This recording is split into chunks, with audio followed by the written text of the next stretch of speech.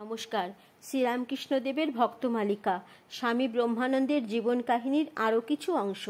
এদিকে প্রথম দর্শনেই রাখালের অন্তরে বিদ্যুৎ চমকের মতো কি এক উচ্ছ্বাস খেলিয়া গেল। তাহার সমস্ত দেহ মন প্রাণ এককালে এই পরম পুরুষের প্রতি নিবিড় আবেশে আকৃষ্ট হইল। তিনি মনে মনে ভাবিলেন, ইনি কে? এই সৌম্য মহাপুরুষ কে? ইহার অনিমেষ দৃষ্টিতে যে দিব্য মাধুরী খেলিয়া বেড়াইতেছে, উহা তো ইহলোকের নহে। ইহার নয়ন সমক্ষে নিশ্চয়ই সেই নিত্য সত্য বস্তু সদা বিদ্যমান। পথে যাইতে যাইতে রাখালের কর্ণে সে কোমল বাণী কুহরিত হইতে লাগিল, আবার এসো। প্রেম ঘনমূর্তি শ্রীরামকৃষ্ণের অপূর্ব আকর্ষণে রাখাল পুনর্বার দক্ষিণেশ্বরে গমনের সুযোগ অন্বেষণ করিতে লাগিলেন এবং বিদ্যালয়ের ছুটির পর একদিন একাকী তথায় উপস্থিত হইলেন। শ্রীরামকৃষ্ণকে দেখিয়াই মনে হইল তিনি যেন কতক্ষণ ধরিয়া তাহারই পদ চাহিয়া আছেন। রাখালের আগমন মাত্রই অনুযোগের স্বরে কহিলেন, তোর এখানে আসতে এত দেরি হলো কেন? রাখাল কি আর বলিবেন। উভয়ে তখন উভয়ের দিকে একদৃষ্টে দেখিতে দেখিতে এক অলৌকিক ভাবভূমিতে উপস্থিত হইয়া লীলাবিলাসে মগ্ন।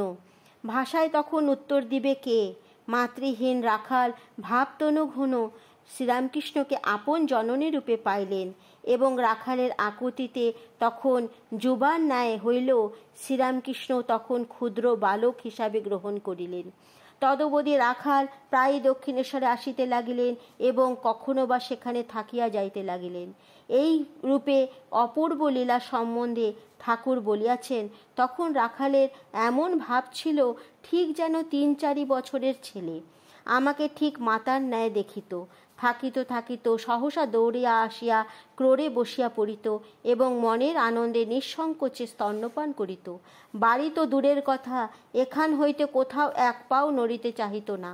আমাকে পাইলে আত্মহারা হইয়া রাখালের ভিতর যে কিরূপ বালক ভাবের আবেশ হইত তাহা বলিয়া বুঝাইবার নহে। তখন যেই তাহাকে ঐরূপ দেখিত সেই অবাক হইয়া যাইত। আমিও ভাবাবিষ্ট হইয়া তাহাকে ক্ষীর ননি খাওয়াইতাম, খেলা দিতাম। কত সময় কাঁধেও উঠাইয়াছি, তাহাতে তাহার বিন্দুমাত্র সংকোচের ভাব আসিত না। রাখাল সম্বন্ধে ঠাকুর একদিন বলিয়াছেন, রাখালের সাকারের ঘর, নরেনের নিরাকারের। রাখাল প্রথম যখন দক্ষিণেশ্বরে আসেন তখন নরেন্দ্রের সহিত ব্রাহ্ম সমাজে যাতায়াত করিতেন এবং তাহারই প্রেরণায় সমাজের প্রতিজ্ঞাপত্রে স্বাক্ষর করিয়াছিলেন। তদনুসারে মূর্তি পূজা দেবদেবী প্রভৃতিতে প্রণাম করিয়া তাহার কক্ষে গর্হিত ছিল। অথচ শ্রীরামকৃষ্ণের সংস্পর্শে আসিয়া তিনি ওইসব শিখিয়া নিলেন এবং উহাই তাহার স্বভাব অনুরূপ হইয়া আসিল। রাখালের আগমনে কয়েক মাস পরে নরেন্দ্রের দক্ষিণেশ্বরে আসেন এবং অল্প দিনের মধ্যে রাখালের পরিবর্তন লক্ষ্য করিয়া ঠাকুর সাক্ষাতে তাহাকে কপটচারী বলিয়া রূঢ় ভাষায় ভর্ৎসনা করেন। কোমল প্রকৃতি রাখাল নরেন্দ্রনাথকে সমীহ করিতেন এবং তাহার তর্কের সম্মুখীন হইতেন না।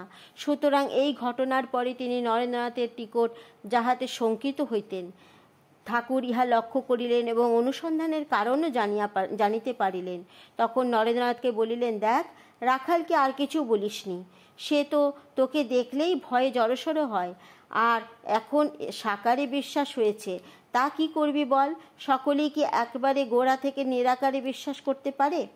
কিন্তু দক্ষিণেশ্বরে এইরূপ অলৌকিক লীলা সন্দর্শনে মগ্ন রাখাল ক্রমেই শুধু যে অধ্যয়নে অমনোযোগী হইলেন তাহাই নহে, তাহার সংসারে বৈরাগ্য স্ফুটতর হইতে লাগিল। পিতা আনন্দমোহন ইহাতে সুখী হইতে পারিলেন না। তিনি বিষয়ী লোক, পুত্রকে সম্পত্তি পরিচালনায় সক্ষম করে দেখিতে চাহেন। বালক কি অবশেষে সাধুর সঙ্গে মিশিয়া সাধু হইয়া যাইবে? প্রতিকারের সর্বপ্রকার প্রচেষ্টা বিফল হইলেও অবশেষে একদিন দক্ষিণেশ্বরে হইতে প্রত্যাগত পুত্রকে গৃহে অবরুদ্ধ করিলেন। বাধা পাইয়া রাখালের মন শ্রীরামকৃষ্ণের প্রতি অধিকতর আকৃষ্ট হইতে লাগিল। তিনি তাহার সহিত মিলিত হইবার জন্য সুযোগের অন্বেষণ করিতে লাগিলেন। এদিকে শ্রীরামকৃষ্ণ তাহার সহিত মিলিত হইবার জন্য স্নেহের দুলালকে না দেখিয়া শাশ্রু নেত্রে ভবতারিণীর মন্দিরে জগন্মাতার নিকট প্রার্থনা জানাইলেন, মা, রাখালকে না দেখে আমার বুক ফেটে যাচ্ছে। মা, আমার রাখালকে এনে দাও।